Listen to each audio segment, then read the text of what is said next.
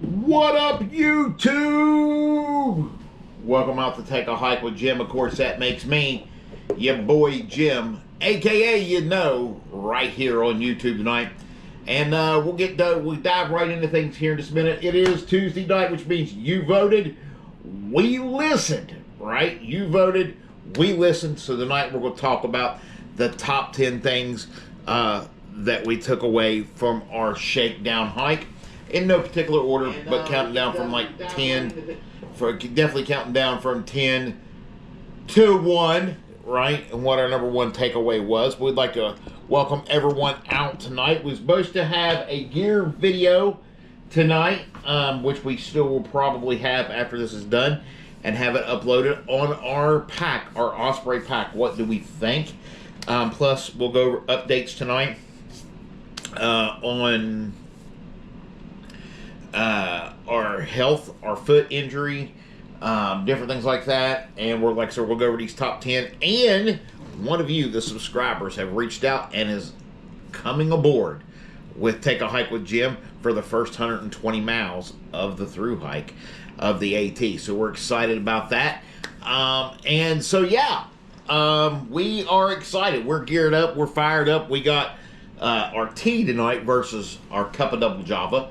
We had to have a little bit of tea tonight. We are a few minutes early, so like I said, we are just going to take our time with it before we get started tonight, before we dive on in to the top 10 things. The chat is open as always, so if you would like to vote, you can vote. Or you like to chat, you can chat. You like to throw emojis up, you can throw emojis up. Whatever you want to do, it's your world. Paint beautiful trees. All right, so here we go. The top 10 takeaways. The top 10 takeaways from our shakedown hike. If you haven't done so already and you're brand new to the channel, go ahead and hit that subscribe button. Give us a thumbs up. Hit that bell notification. Let us know that you're out there. Give us a little bit of a support right here on the channel. It's much appreciated. We appreciate each and every one of our subscribers, as you all know very well. So number 10. What's number 10? We'll count down from 10 to 1.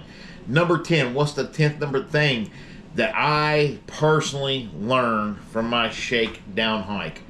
Organization means a lot. You might want to write that down. Organization means a lot, right?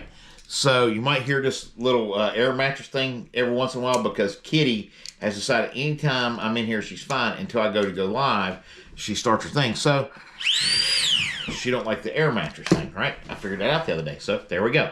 But anyway, organization means everything, right? So when I was out on my shakedown hike, I did have quite a bit of stuff with me and different things like that. But when I got to the campsite, by the time I got to the campsite, I was tired. I'd got a late start. I hadn't really ate a whole lot on trail, even though I ate a little bit. Y'all saw the great ramen noodle crisis of 2026. That was my shakedown hike, right? So in saying that, when I got there, I was starting to set things up, starting to set my gear up and all this stuff. I had everything, everything drug out my bag, and it was scattered in multiple places, all over the picnic table. Some was on the picnic table, some was over next to the shelter, some was on the little stones or steps right there before where the tent was and all that stuff. So organization means everything. Having a little bit of organization goes a long way. So a couple different ways that you your bag for an Appalachian Trail thru hike, for a camp out, for just like a shakedown hike, or maybe like you're just brand new to the camping / hiking world, and give you a couple little pointers. It can be very inexpensive. You don't have to go all out with dry bags. You don't have to go all out with compression bags and all these different things. It's very simple. You can simply just get you some Ziploc bags, member size, the small, mediums, the gallon size, whatever. Get you a Sharpie, write on it what it is. Put your stuff in there, fill it up, and put it in your pack in specific places to where kind of what is and what isn't in what area. Like your hard to reach stuff, you want your stuff that you got to have out now, your, different things like that. Now, inside your bag, when it comes to your bigger things like your food bag, that's all obviously going to be, kind of what that's going to be to your other things. So, from your food bag to your quilt, whether it be your quilt or it be your sleeping bag, all that other stuff you put inside a compression bag or its own big dry bag, whatever.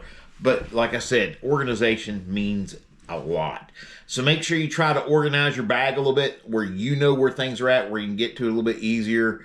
Not only where you can get to it a little bit easier, but where you know for a fact you're not going to have stuff all scattered out, kind of like I did. The ninth thing that I learned from my shakedown hike. Here we go. Make sure you start your journey at a reasonable time, right? And YouTube's doing all kind of crazy things right now. I do apologize for that. It's going crazy. I'm up here watching it on my my screen itself. With the winter storms and stuff coming in, we may be experiencing a little bit of lag, a little bit of technical difficulty here. We don't know. We're going to see, but we very well could be because, like I said, we do have some very serious storms coming in towards this week. It is already like blistering cold here in the heart of the New River Gorge in the Appalachian in West by God. So yeah, it seems like maybe the signal's dropped a little bit. I don't know. So we'll just wait and see how that goes. I honestly right now cannot see no kind of comments or anything like that. So we're going to keep going, and if nothing else, we'll just upload this, right? Let's see what we got. So like I said, number nine is going to be, I'll have to do a restart here. Give me a second. Make sure that you give yourself plenty of time on your journey. Make sure you start out at a decent time. You have your miles that you have in mind, and that you've given yourself based on where you're at, plenty of time to get from point A to point B at a reasonable time without having to push yourself to the point to where you can't stop for a little bit of extended break or stop, for a significant period of time anyways, if need be, right? When we was out on our shakedown hike, we had, and I keep looking at both screens because I'm trying to get everything booted back up here, because we had for sure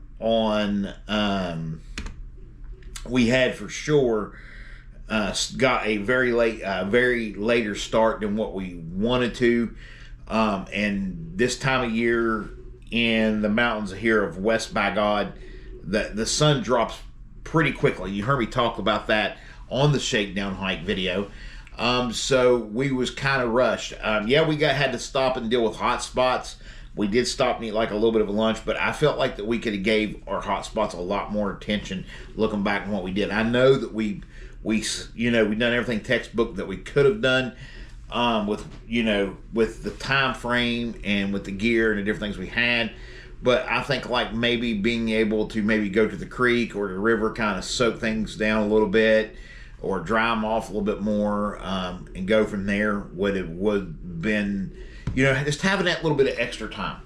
And I'm not saying that was the case. I'm just saying just having that little bit of extra time. Because by the time we got to camp, it was already dusk. So like I said, we was in a rush to kind of get things set up. Stuff was scattered everywhere. It was getting colder as the sun was going down on the mountain. So, all these things starts rushing through your head. So, am I going to get camp set up enough time? I'm going to have enough daylight? Yeah, you have your headlamp. But I don't know about you folks, if you've never ever set up a camp at night without a headlamp, or with it being dark, or with it being dark, it can be a very taxing thing, stressful, right? So let's get a sip of our tea here.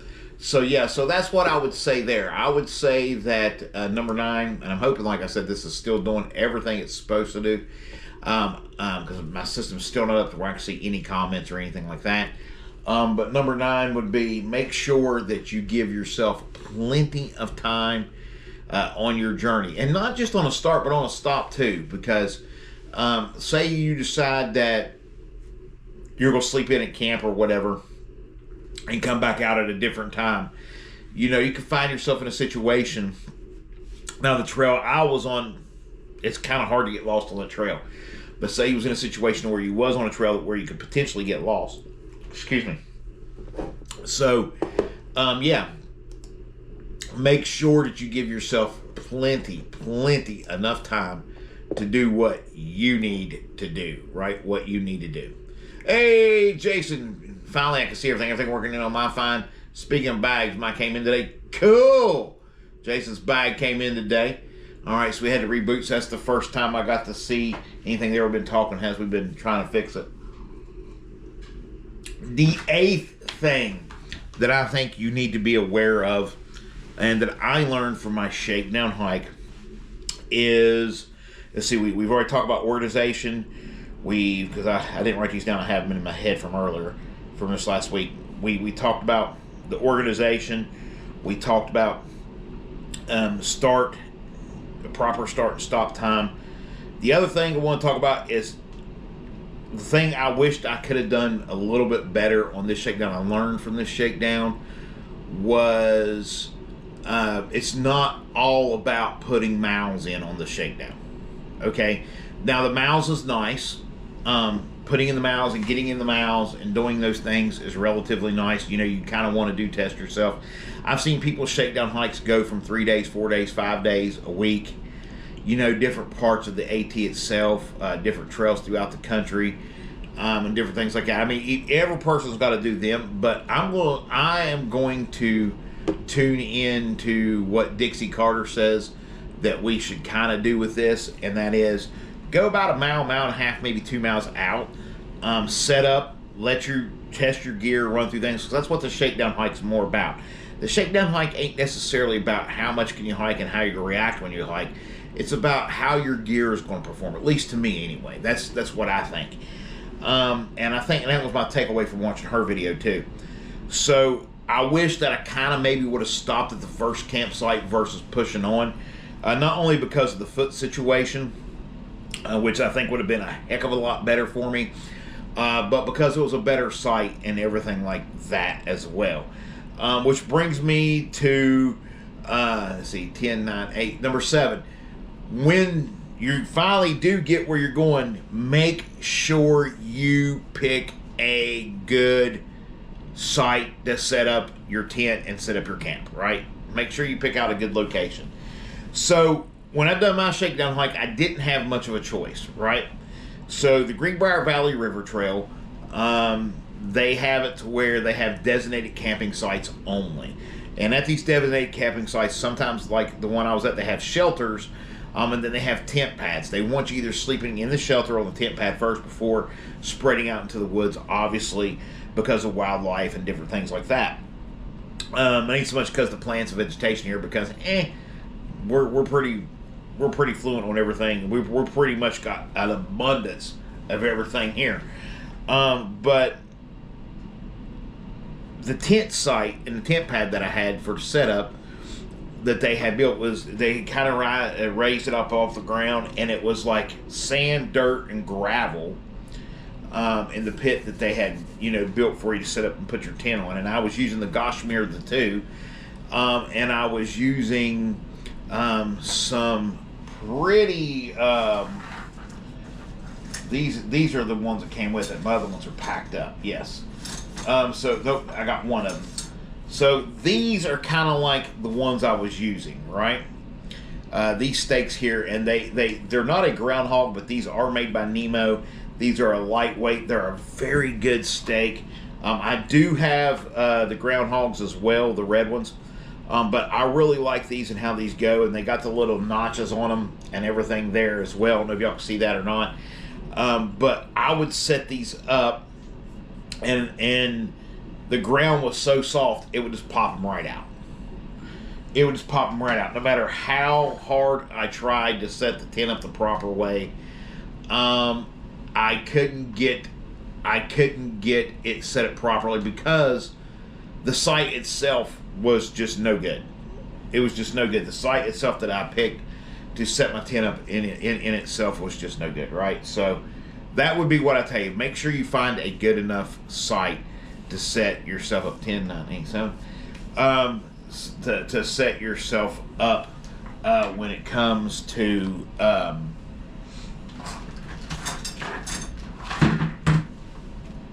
your shakedown sites, because that's where I was at. So 10-9-8-7-6. The sixth thing, and I know we're going through these fairly quickly. We'll slow down once we hit the top 5, I guarantee you. Yes, I believe that shakedowns are important for testing gear. However, shakedowns are practically crucial for multiple day trips to assess how your body will respond each day. I agree with that, but I don't think that you have to put like a butt ton of miles in to figure out that. There's a lot of us that every day we get up and we go hike, where we was. All the more reason to get a freestanding tent. You never know what you're going to encounter out there. We'll get to that too. But yes, I agree that it is particularly, for multiple days to see whatever. But at the same time, you could do like we did 6 miles one day. The next day I could have hiked out versus the one way to the other way. Picked up the shuttle. I could have hiked out an additional, 3 miles maybe the other way and got a ride out. I'm leaning toward a freestanding tent as well. Good deal. So, I agree with that. But I think that me personally, hiking was the easy part, and hiking tends to be the easier part, and I am a slow hiker. Slow and steady wins the race. I'm like Cecil the turtle. I'm going to get that rabbit, right? So, that was just my takeaway. And kind of how I feel about it. I think a mile and a half out, set your gear up, run through the motions, see how it's going to be, and then if you want to come back out and you want to plan another shakedown to multiple day, like here in West by God. I know me and Wolfie had talked about the Allegheny Trail and hiking on the Allegheny. And which is West Virginia's longest trail, by the way, but stepping out on the Allegheny Trail and do, a pretty decent section of it, because it's going to be a lot similar to the Appalachian Trail, that there is. And it kind of parallels the Appalachian Trail that Allegheny does. So, yeah, go there. So,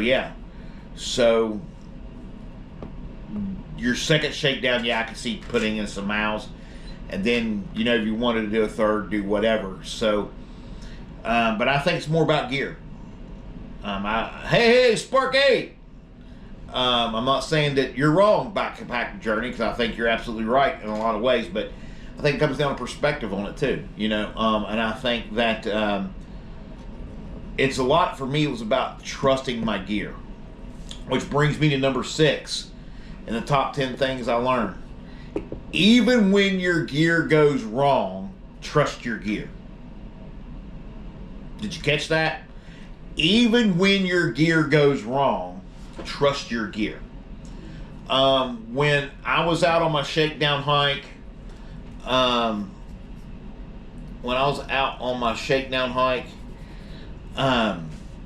had a lot of things go wrong. Multiple things. From my battery charging system, that should not have done whatever, and when I brought it home, it's worked fine. So I want to chalk that up to, it was, even though it's supposed to work in cold temperatures and all that stuff, it just didn't. So we'll change that out. You know what I'm saying?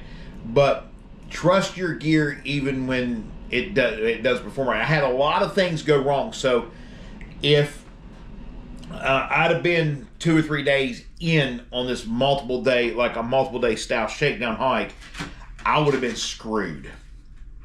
I'd have been screwed. My Gashmere, the 2 tent, which was my dream tent, which 2 of you subscribers purchased for me, and I appreciate it. I still have it. I love that tent. I'm not ever getting rid of that tent. I will still use that tent. I'm just not using that tent on the AT after the shakedown because it literally rained in my tent. The condensation was horrible. Now, a lot of that was user error because, yes, it was colder, but I'm a big boy, and that thing has 2 pretty good-sized vestibules, so I could have opened up and vented out more, and that probably would have fought the condensation, and I'd probably been a lot better. So, you know, versus having it rain in my tent, but I still had to trust my tent. It was my shelter, right? It was where I was at. It's what I had to me available to use. Now, I could have used the little, hey, AT! I could have used the whole shelter itself, but when I looked in there, it looked like somebody had been in there for like, you know, crack pipe stuff. So yeah, Brock, too cold for batteries to work long, keep electronics on you. Yeah, and see, and like I was keeping on, but I was trying to charge like my watch because it had died. My phone was dying. I did get a little bit of charge on my phone, but not much. So there was a couple of different things. It just wasn't performing. My battery pack wasn't performing. But anyway, like I said, trusting your gear, even though it may necessarily not work right, you got to trust in things. So I had to trust in my tent.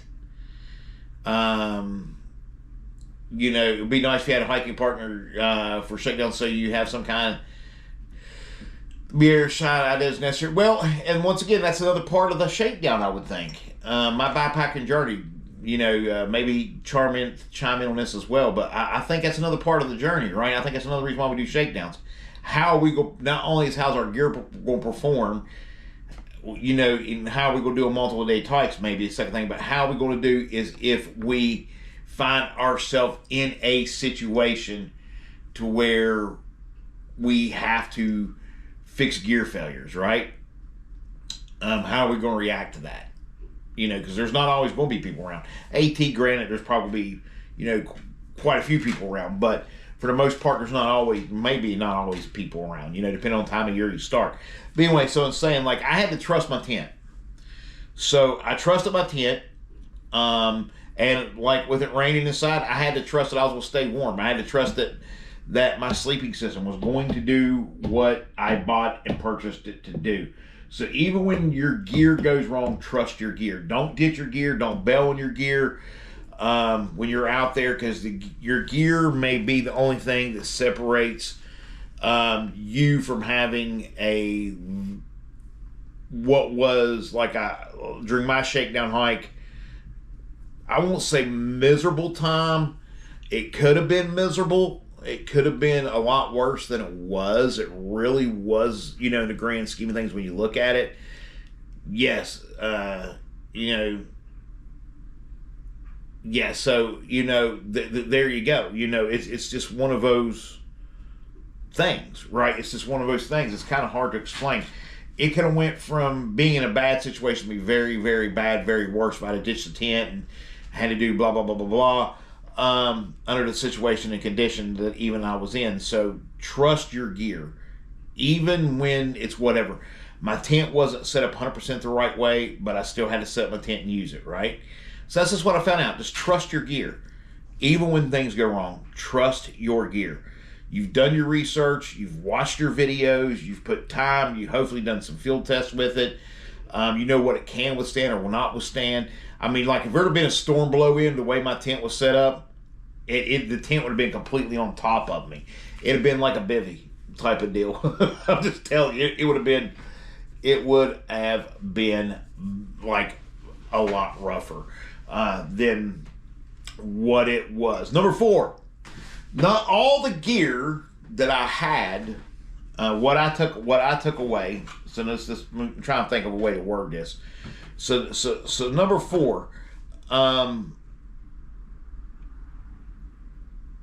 understanding that it's okay to not have the best of gear. Does that make sense? Did that come out right? Understand that it's okay not to have the best of gear. And when I say the best of gear, some of the gear that was very, very, very successful on my shakedown hike was not gear that was like top of the line you see people use on video gear. It was like Walmart. It could have been Walmart style. There's like a couple things that was Walmart purchased, different things that done well. I mean, so yeah, I mean, there was things that was bought at a local gear store, but wouldn't be considered like name brand style stuff type of deal. So that just because, and I took it away from my shakedown, it doesn't have to be top of the line gear for it to be good gear to work. Maybe that's a better way to put it. Because I found out, like, give you an example, not a lot of people will carry like this big of a bulky of a mattress pump. This thing is kind of heavy. It has a deflator and an inflator. It has a light on it. It is fairly loud. I'll let you hear it. It is fairly loud, you know, but I got this cheaper than what you could the name brand one. And I trusted it. I used it. It worked out great. Even when I didn't want to use my headlamp, I hit this and this lit it up. Used it has a light for inside the tent and different things like that. It had the little hook on it. It may not be the most name brand of gear, but it worked out great. I don't know if that makes sense or not how I worded that, but it's the truth. It's the truth. So, you know, there's a lot that I feel like of gear companies out there. I've seen AT thru-hiker use Walmart gear even in the dead winter. Well, look at Sam. Wonder with Sam. Until he got his gear replaced. Boom, go from there. What up, Jim from Vermont, the Lost Sloth? What's up, Mark Glazer, 8972? What is up? Appreciate you jumping in here in the chat. Nice to see you aboard there. Peace. And like I said, Sparky One's in here. We got a couple different farm growing here. So let's look at some of the comments before we go on with our other things. And I think I'm on number 4. Hell, I don't know. We're just going to continue to talk. We said top 10. It may end up being the top 30 things. Who gives a crap? It's my channel, gosh darn. Anyway, Fargo said, because Jay said it's why you need to invest in a freestanding tent. Fargo said it would be nice if you had a hiking partner, blah, blah, blah. But she also put up here that she was leaning toward a freestanding tent too. So, like, I figured out and I found out that if I had my freestanding tent with me, it would be a whole different ballgame. Chilling, getting ready, yes. It would have been a whole different ballgame. So, just, you know, going from there. Another thing I learned from my shakedown is, and I'm not going to take this in 3, 2, 1. I got the number one thing that we're going to talk about overall. Screw counting the rest of it, right? The other thing I took away from my shakedown hike was, you know, it's okay to be nervous. March 27th, he's launching for the Appalachian Trail. We launched March 10th. Hoorah! But it's okay to be nervous. It's okay to be a little bit worried. It's okay to back your mind when you're first stepping out there, when this is not something you're used to doing as far as hiking out, you know, staying overnight, come back out. It's okay to have that nervousness. It's okay to be, you know, not to let your mind so much wander and run rampant on you, but I'm saying it's okay to have a little sense of nervousness about your situation and everything like that about, you know, as far as, you know, I'm not scared of the dark. I'm not scared of the cold. I'm not scared of that. I'm terrified of thunderstorms, but that's a different subject altogether. So, yeah. So let's go ahead and go back on order. So, number 4. I think the fourth biggest takeaway that I had was no matter how much you have planned it, expect your plan to change. Does that make sense? No matter how much you have planned it, expect your plan to change. I had planned out for at least 2 weeks where I was going to hike, where I was going to walk, how far I was going to walk. I had satellite imagery, the trail that I was going to walk, and all these things. But then when I put in my GPS coordinates, it took me to a place that I wasn't familiar with, even though I figured out later on through you folks that was the start of the trail. But it was a change in plan for me because I'm thinking, I'm going to go to mile marker 10. Well, it's not truly 10 miles. It's 6.3, right? Or actually, at that point, it had been 7.1 or something like that. But, so we went to 6.3. Chris, what's up? So, yeah, so, you know, expect your plans to change. That's what I learned, the number 4 thing I've learned on my shakedown. Expect your plans to completely change. And, you know, some of your plans and some of the things you have laid out, they're going to be just fine. They're going to go just the way you wanted them to. But for the most part, expect that change. Expect it to change. Be able to adapt on the fly.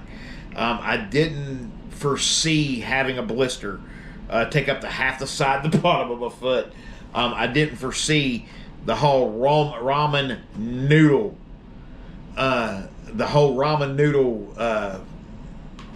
debacle.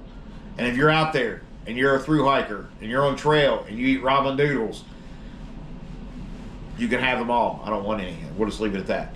But so yeah, so just expect everything to kind of be a little bit different. And you know, the first campsite, the water source was like right there. It was amazing. It was perfect water source. The second campsite, the one we actually stayed at, the water source, getting to it, it took a little bit of effort. It could have been a bad situation, but we made the best of the bad situation. We was able to get water, right?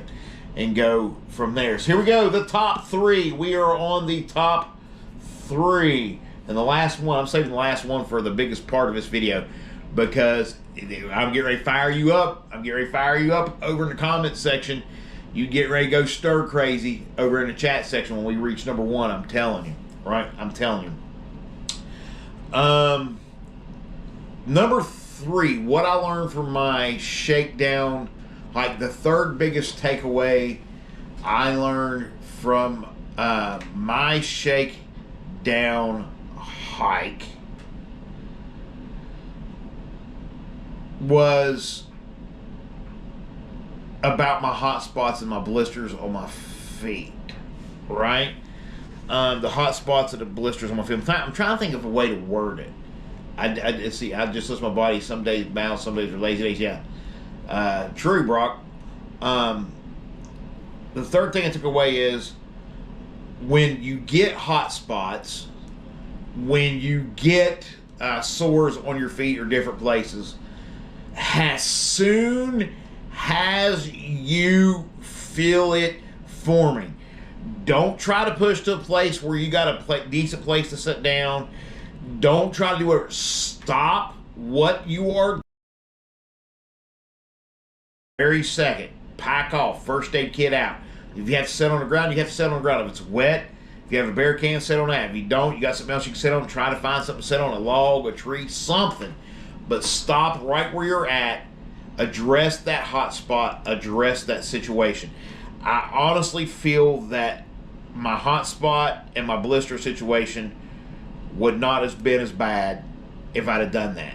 As soon as I felt the hot spot forming, even on the video you can see it, I was like, I'm gonna try to make it to to this spot here, and once I stop there, I'll take care of it, and that's what I did. By then, I think it was a little bit too late.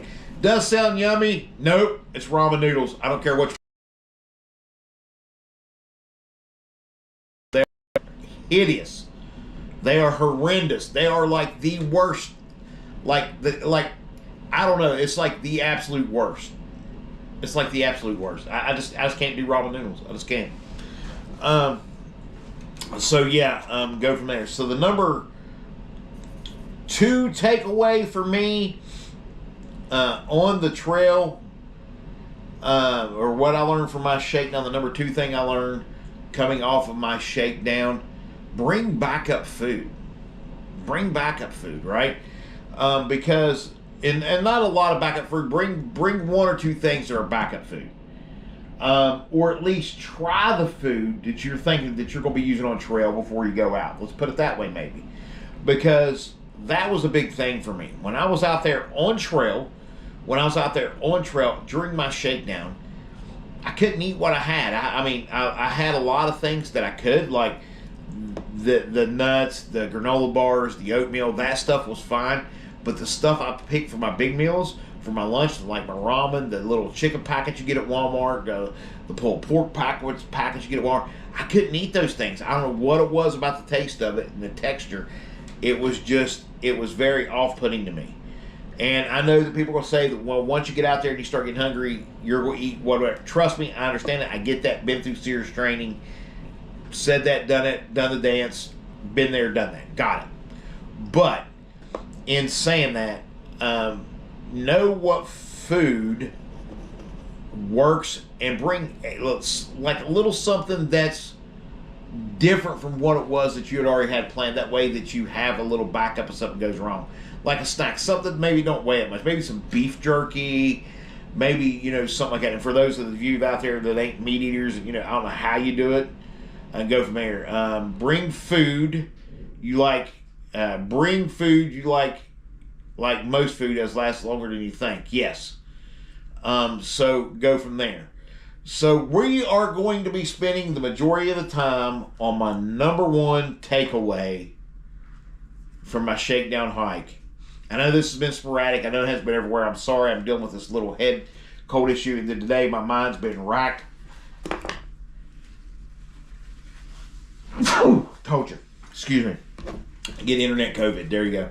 My mind's been racked. I've been dealing with my pack all day, and we'll get into that in just a minute as far as it comes to gear. So if this thing is sporadic across the board, I do apologize. So my number one takeaway from my shakedown hike. Are you ready? This is the one that's going to blow chat up. This is the one we're going to spend some time talking about. Are you ready for this? Weight does matter. Did you catch that? Weight does matter. The number one thing I need you to take away, I took away from my shakedown hike was weight does matter. So since my time with my shakedown hike, I have been a madman trying to figure out how in the world to get my pack weight down, because it really does matter. For those that says it really doesn't matter and you spend too much time on it, listen, I'm not trying to be an ultralighter, but I do think that there is a sweet spot. I do think that base weight sweet spot, for me personally, for everybody it's going to be different, is a base weight of 13 to 15 pounds starting the Appalachian Trail. And I am counting grams. I am counting ounces. I've even started counting kilograms. I'm counting everything I can and changing what I have to change now so that I can get another shakedown hike on. So that way I know what gear is going to work, what gear is not going to work, knowing that I can trust my gear, and knowing without a shadow of a doubt, that I am not going to have any issues carrying the weight that I have, right? From the very get-go, when I put my pack on, I knew it was heavy. Now, long distance hikes has helped me pick out another pack, and we kind of got what we needed. It sits on my hips a little bit better. It's not the EF model, but I have sent out for the extra big boy band, but it does sit on my hips a lot better. So that weight is a lot different than what it was in my other pack. My new pack is about 2.5 pounds lighter than what my other pack was, so that made a big difference. It's made of a lighter material. It's a little bit wider, so I can put a little bit more in. It's got more liters. So I would tell you that too, that when you're purchasing your pack, you get your gear first, purchase your pack last. I'm a firm believer in all that, but at the same time, when you purchase your pack, make sure that you got a pack that you have a little bit of space in it. It don't have to be airtight, compression sealed type of deal. Make sure that you have a little bit of room for just whatever, just for the sake of having room, basically. Because pack weight matters. Pack weight really matters. And I know there's a lot of people that disagree with that, but it really does. And I used to be one of these people that thought that like these ultralighters, lightweighters, excuse me, were kind of, it was just like, man, these guys are really pushy aggressive, but they are on to it. Chris puts up to 17 is probably okay. Lighter is better, but don't skimp. 13 to 15 pound is a good realistic base weight. Like Brock said, it is. 13 to 15 pound is a very good realistic base weight. And for me, that's where I'm at. 13 to 15 pound. But setting right now, before food and water and before a couple clothes items, I'm setting right at 16. So that's going to put me at about 17, 17 and a half with clothes, I'm thinking. So I'm still trimming it off, going, okay, where is it at? And I haven't updated my list yet for all of y'all to look at. That'll be coming this week as well. So we're looking at some different things. We're looking at making some changes. And, you know, the bad thing is some of the only areas you can make changes in your big three, right? We've already changed the pack out. I'm not changing the pack again because I've already spent, we started what with the Mystery Ranch Brigadier 65 liter. We dropped down from it to the Atmos LT 50. And now we are on the Osprey Exos 58. So there's been 3 packs purchased. That alone right there in those 3 packs is like $1,000, right? So, you know, not with the Mystery Ranch being the most expensive, obviously, but so not changing those packs out. We started out with, you know, a Nemo Aurora tent. We switched from it to a Nemo Dragonfly one-person tent, which is pretty much what we probably will be taking on trail. But it's like 2 pounds. The Aurora was like 5 pounds and some odd ounces. A lot of room, big footprint, awesome tent, weighed a ton. So 5 pounds. So like, no, ain't taking that tent. So we switched that to, we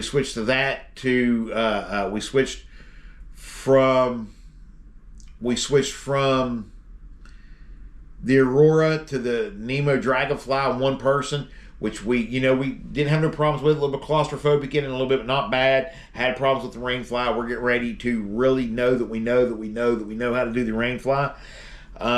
Then Lisa, little Lisa Luhu, or one of the Lisas that's on here, because we got like 5 Lisas now, and Phil, which I was very grateful for them. They made the donation for my dream tent, which is the Gossamer the 2, which is a tent that I've wanted since this whole thing began. And I got it, and I love it, and I slept in it in my yard, and it done fine. I was a little bit more vented, but when I took it down, there was a river, and there was water, and it was a little bit colder, and my body heat, it poured in the tent. So that didn't work, even though it was just a little bit lighter. Then someone today, you know, I was talking to somebody that said, hey, you need to look at the X-Mid 1. We started looking at it, but for $269, I'm only dropping a half a pound of weight, but it may be something I have to do. We dropped 2 pounds on the bag, so if I can drop a half a pound to a pound on my tent, maybe.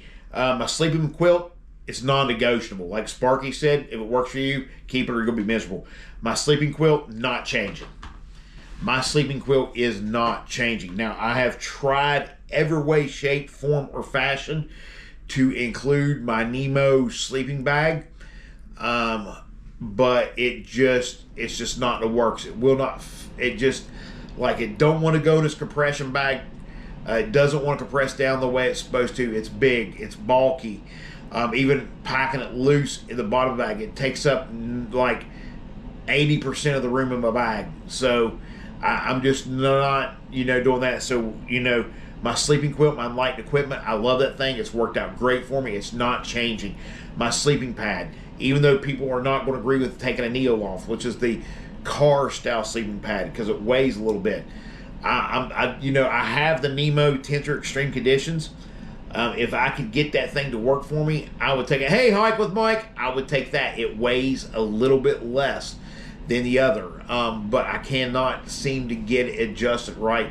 And the Tensor is the only thing for a big boy that I've found, or not the Tensor, but the Neoloft's the only thing I found for a big boy like me to get any sleep. So the sleeping bag, which is the sleeping quilt, and the Tensor, them 2 things can't change. We've already changed the pack weight.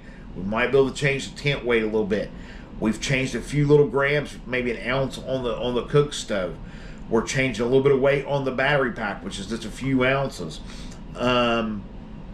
We're going to a rehydrate white cloth versus a wet ones type of thing, but that don't really even count because mainly in our poop kit we got our poop shovel, our bidet, and a plastic bottle in there, and that's what we have. I mean, so there's not a lot. We even switched out. We got rid of our frog togs. This is brand new right here. Let me show you, folks. We switched out from our frog togs to this bad boy. I haven't done a review video on it. It's coming, but we switched out to this. It's lighter weight, and with the pants that I already have that are water resistant, waterproof, that works out a little bit better. This is the new rain gear. This is the new rain gear, right? And we had a subscriber to get us the frog togs. That was good for what they are and different things, good reviews. But this is a Ozark Trail. It's a little bit lighter as far as it goes, rain gear. So we wanted to go lighter on the rain gear. So we got that. I mean, we're making the little changes. We're trying to get it down because your pack weight matters.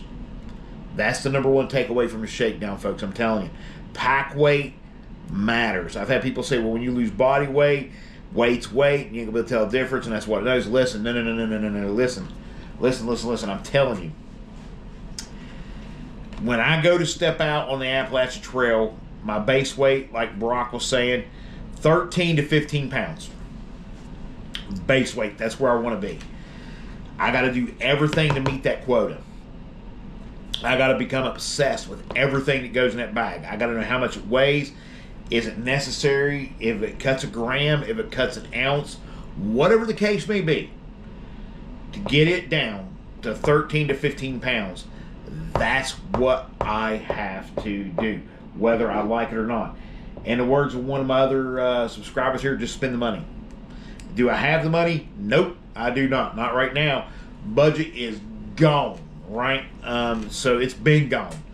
DoorDash it is, Instacart, Amazon Flex, whatever I got to do to make the money, sell some things.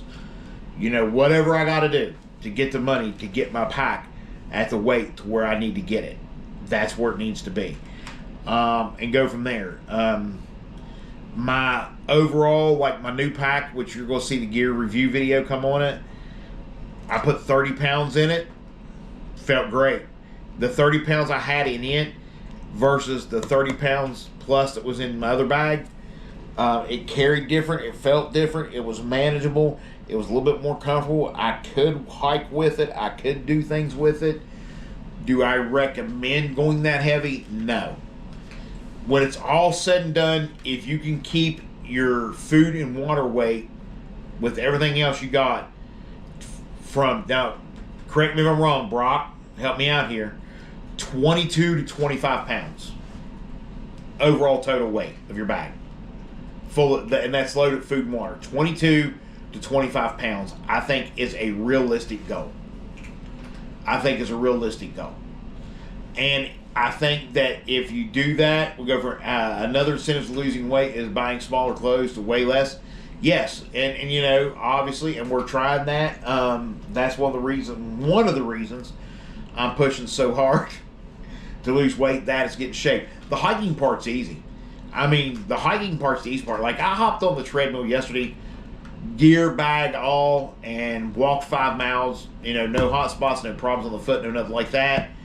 Because we're trying some stuff out in the lab before we hit the woods again because of the foot situation and the shoe situation. We want to make sure we get it right so we don't have that issue again, especially this close to going out on trail and going from there. So yeah,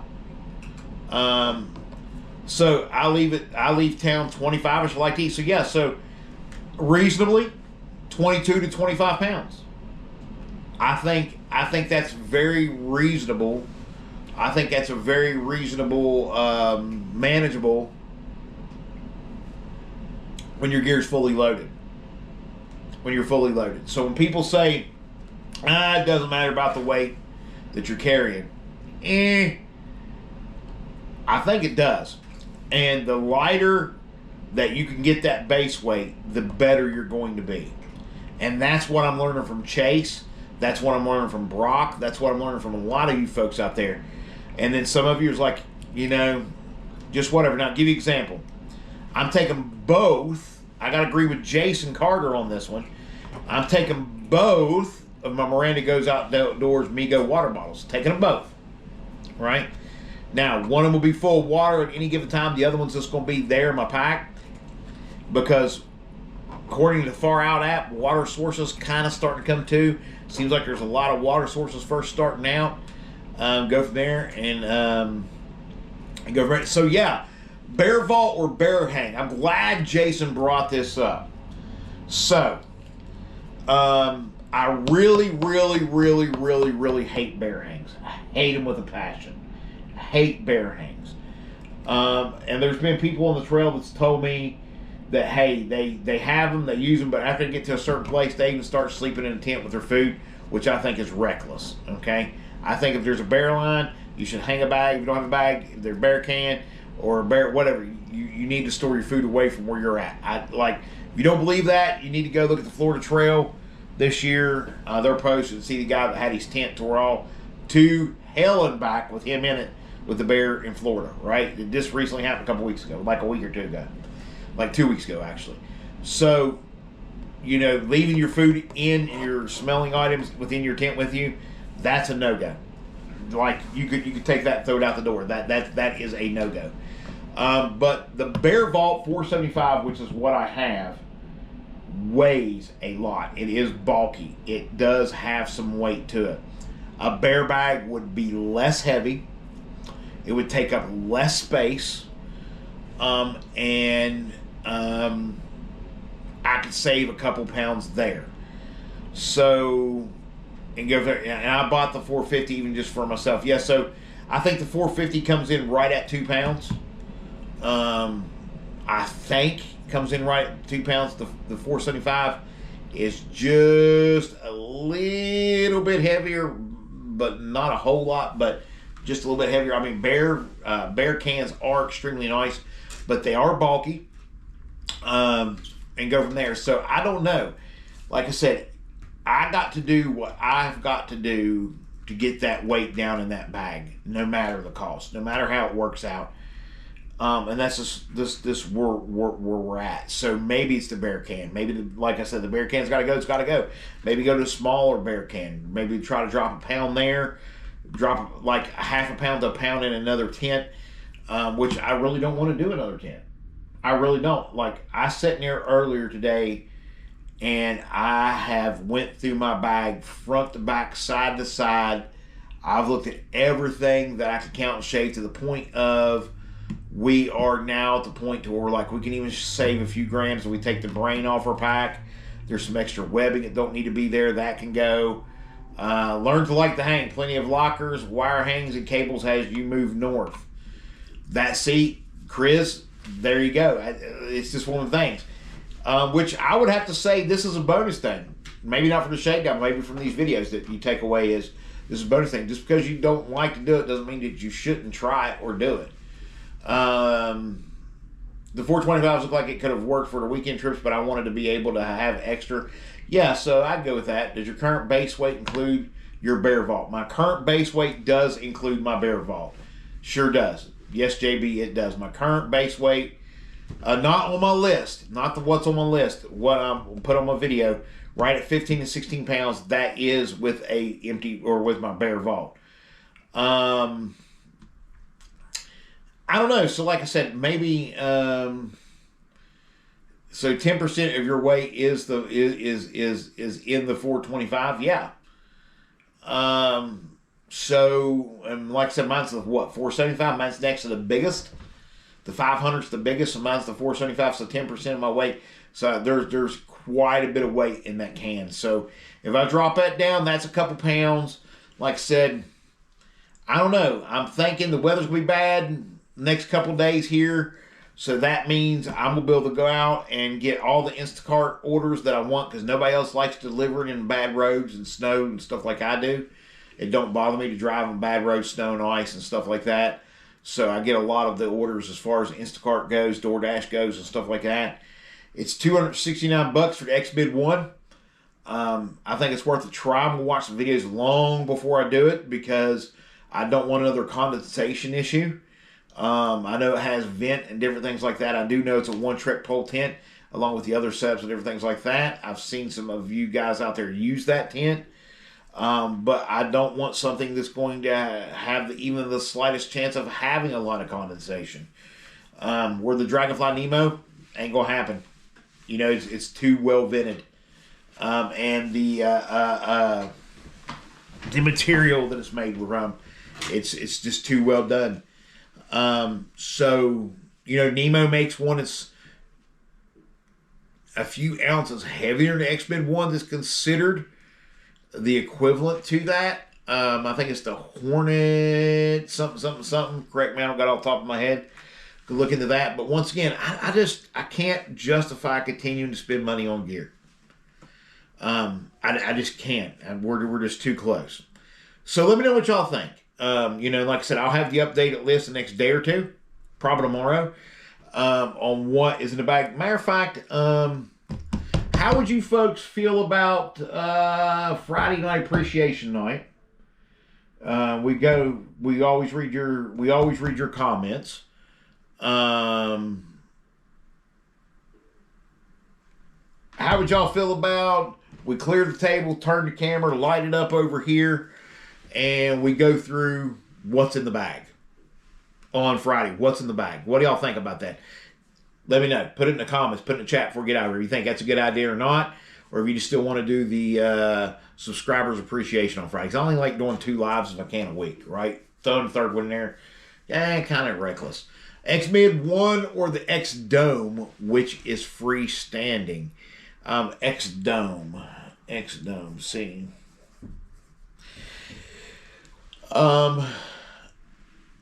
She put, I like that idea. So yeah, good idea and how you pack it. Yep. So X-Dome is double walled. That's good. Hey, I don't know what that little thing was. Just came up on the screen, but whoever clicked the button, thank you so much. I appreciate that. So if you're just tuning in, this is Tuesday night questions thing. We tried to go through. I don't think we've got through the top 10. I think it was too sporadic and I lost count. But we went through the things that I learned from the shakedown hike the most, right? Right now we're talking about the number one thing, which is weight. Weight is the most thing to work on the most. But if you're just tuning in just now, go ahead and hit that subscribe button. Hit the thumbs up, hit the bell notification. Use what you got. Yeah, I see that. And I hear that. Yeah, I couldn't justify buying a third tip myself. Talk about ouch. Yeah, I mean, it's just... I mean, not counting the donation that from Lisa and Phil, with the 2 Nemo tents and the Gashmere, which we caught on sale, the 2, over $1,000 in tents, over $1,000 in bags. Just trying to get this right. Trying to dial it in, trying to be where we're at, if that makes sense. So yeah, I mean, it's a very hard thing, and I'm kind of like Brock at this point. I got to use what I got, and then maybe learn to eat less. Maybe learn to, maybe instead of, because Wolfie said the other night on his channel, on his live, I don't know if some of y'all caught that. Maybe it's one of those things that you just, I was looking at 5-6 days food. He goes, you really don't need that 3-4 days most, and because you're going to have resupply points and all this stuff, especially starting out. So maybe that's the thing. Maybe I concentrate on the food, the water, the weight, and different things of that nature from here out and go from there. Did you return the tents? No, I still have them. Actually, the Nemo Aurora 2-person tent. My son and his wife do some hiking and just day hikes, weekend hikes, camping. They didn't have a nice tent. They had a little Coleman thing, which worked fine for him. But I had that tent, so I pretty much gave that to him, and I gave the Mystery Ranch 65 Brigadier Leader to him because he's able to put his gear, her gear, and the stuff they need, and the tent and everything. He carries it out, and if she needs to carry it, she can carry it, and they just use one bag of tent because they don't go very far. If you spend more money to cut weight, you are basically paying for the privilege of carrying the Bear Vault and the Migos when you might ditch it anyway. So let me read this again. If you spend more money to cut weight, you're basically paying for the privilege of carrying the Bear Vault. But if I cut the Bear Vault, I dropped one Migo, take one, and then I could take and get me one smart bottle just to have as a backup, because you can actually crush those things collapsing down, right?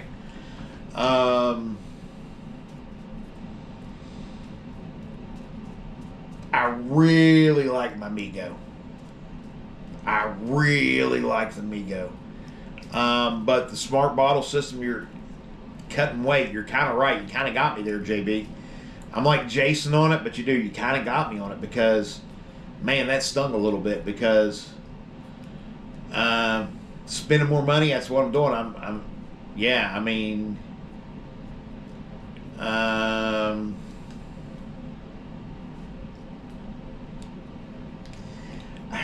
don't see it make it break. That's me, Jason. I don't see it make it break it personally, but at the same time, I can see what he's saying. It's just the mindset, man. Like,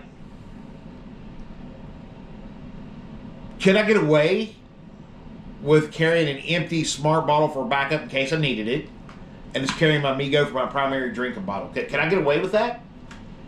JB, can I get away with that? Would that be... I gotta watch Chase's hydration video, because go from there. But like, so yeah, I mean, a Migo bottle, fine, Jason. But I'm saying carrying two of them. Is carrying two Migo bottles? Is carrying two Migo bottles a necessity? That's the question. Help me out here, chat. Is carrying two Migo bottles a necessity, or would one Migo bottle do? But I don't think it's. I think that in given time they recommend trying to carry or having the capability of carrying up to 2 liters, which, I mean, I have my bag, my capture bag. Go from there.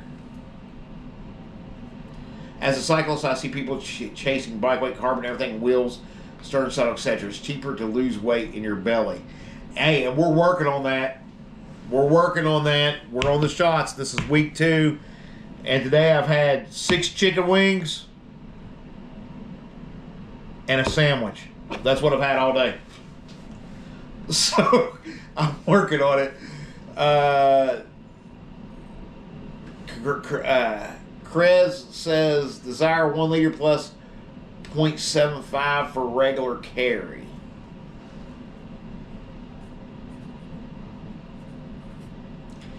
So I wouldn't necessarily have to take, I don't know. It wouldn't break you, but if you are trying to get to 13 only so much you can't cut, yeah, it wouldn't break you, but if you are trying to get to 13 only so much you can cut from your current kit, you're right. Hope they were baked and not fried. Ah, he's so funny. They were not fried. They were buffalo, like buffalo style. And I wish, as I said, you're so funny, because I would love some fried food right now. Can't have it. I had an additional 2 liter collapsible for camp. So Migo and a disposable water bottle. See, I think it's what I agree with that. I agree with that. I think that, and I got so much adjusting to do here. Migo.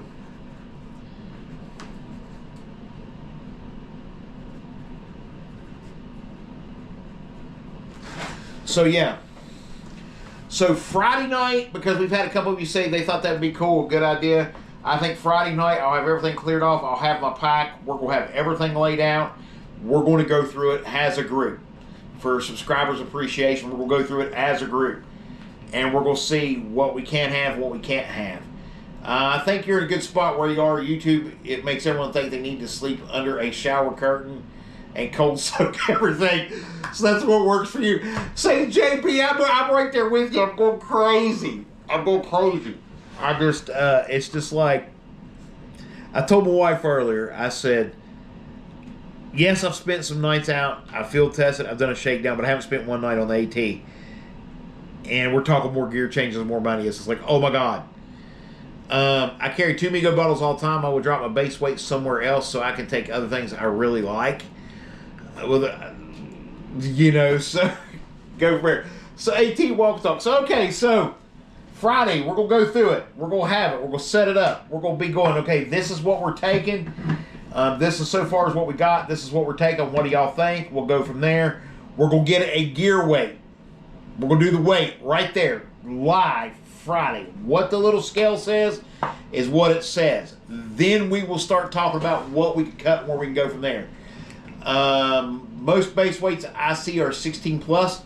As a matter of fact, the most successful through hikes of the last several years, excluding the COVID years, of the Appalachian Trail through hike, the weight has been 15 to 20 pounds.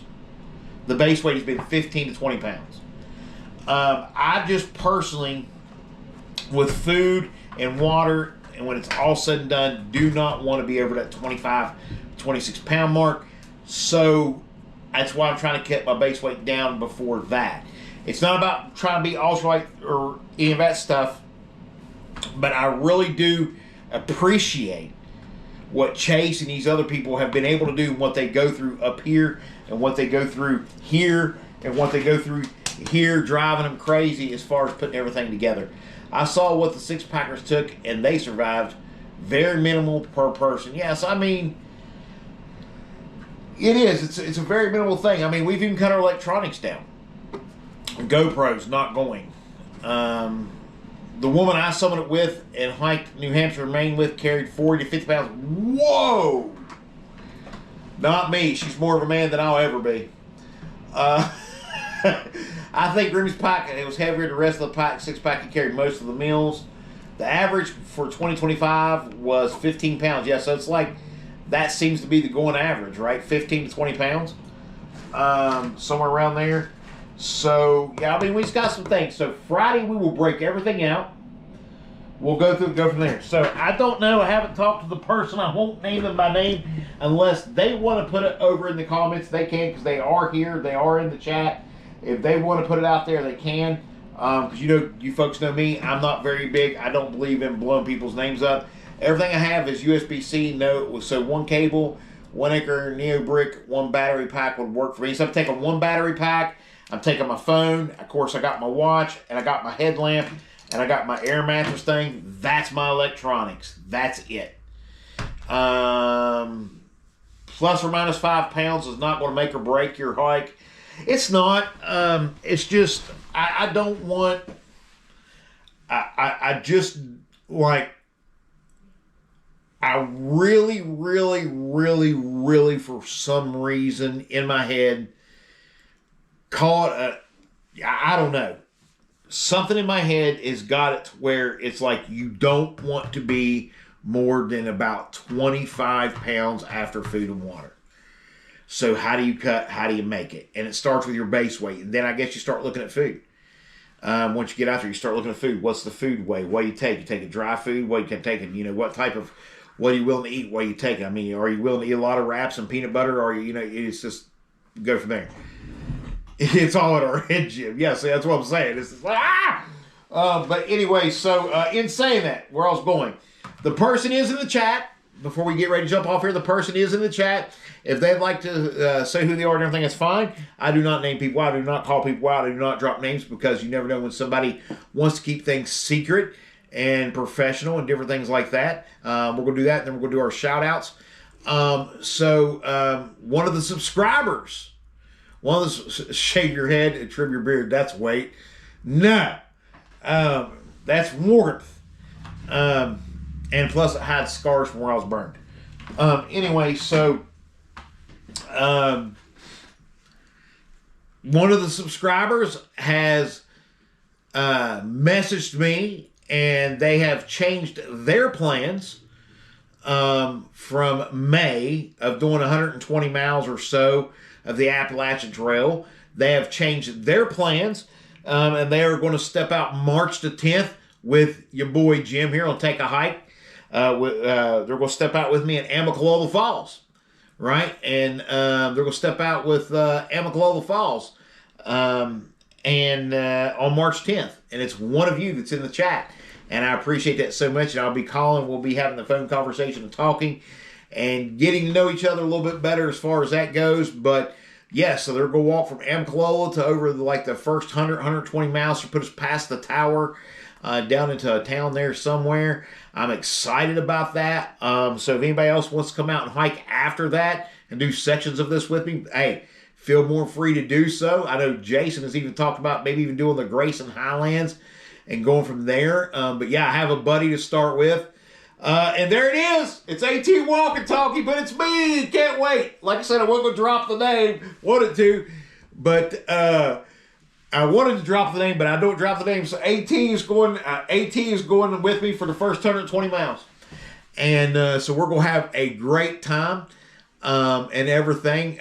His wife and my wife share something in common. They can't wait to get rid of either one of them. Either one of us, it sounds like, and goes from there. So, yeah, so anytime anybody wants to come out and do a section hike part of it with me, feel more free to. I'll be, I welcome it. I welcome the company, and I thank you for my subscribers. You guys have been amazing, and I can't tell you. He goes from there, and Jason's like, yes, just got to make sure the schedule's aligned. Yes, there we go. We can walk through Grayson Highlands. We'll walk from, if we can, Jason, we'll plan it. We'll walk, if the schedule and everything, and the cards line up and everything, I think it would be really cool to go from Damascus through to the Highlands. Because that's just right there. That would make for a solid couple days hike right there. And I think you'd have a great time with that. I know I would. And different things. So, like I said, if there's anybody else that wants to, feel more free. I mean, there's nothing stopping, especially when the weather gets better. Y'all want to do stuff. Come on out, man. I want y'all to be part of this just as much as you can. I want to make this just as real for you guys and go there. I will hike with you when you get close to Maryland. There you go. There you go. So come on up. I got some family in Maryland, different things. Harper's Ferry in Maryland, that area. If you want to come through and walk, I like that's part of the 4-state challenge, right?